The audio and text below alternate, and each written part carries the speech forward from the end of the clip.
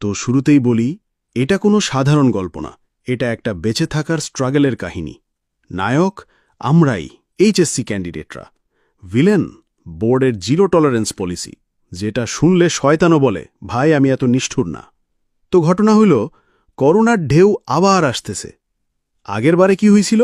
২০-৩০ জন corona positive, সঙ্গে সঙ্গে lockdown, পরীক্ষা স্থগিত, সবাই ফেসবুকে লাফায়া স্ট্যাটাস, থ্যাঙ্কস বোর্ড।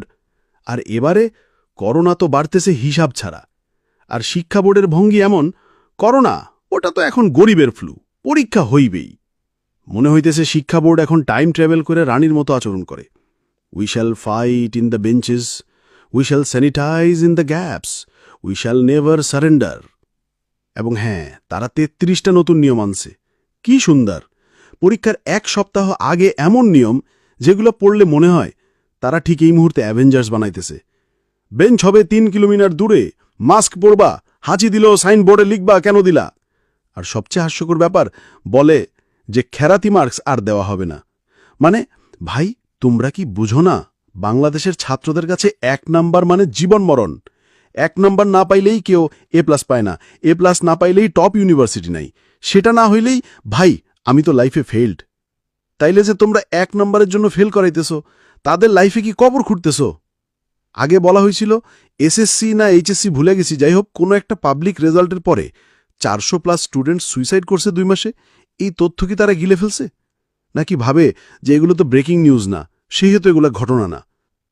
আর সবথেকে হাসির ব্যাপার, করোনার মধ্যে পরীক্ষা নিতে চায় ৩ কিলোমিটার দূরে সিদ্দিয়া। মানে ভাই, যখন হল প্রবেশ করবে, বের হবে, অথবা ৭-৮ জন ছাকে অটোতে গাদাগাদি করে হাসবে, গার্জিয়ানরা বাইরে বাজার করে ফুচকা খেয়ে আবার স্কুলের গেটেই বসে থাকবে, তখন কি করোনা বসে থাকবে গাছের পাতার মতো? না ভাই, তখন করোনা বলবে, ওই হইছে আমার ডেস্টিনি, এখনই ছড়াবো।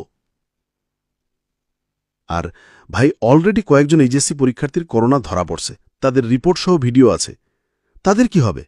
তারা কি পরীক্ষা দিবে না? দিলে তো করোনা করাই দিবে। স্পেশালভাবে তাদের কি অটোপাস? বা পরীক্ষা পিছাইলে তো বৈষম্য হয়ে যাইবে। মানে বাকি সবাই স্ট্রাগল করলো আর ওরা পাবে স্পেশাল ট্রিটমেন্ট। এইটা যদি বোর্ড না বুঝে, তাহলে তারা কিসে বোর্ড?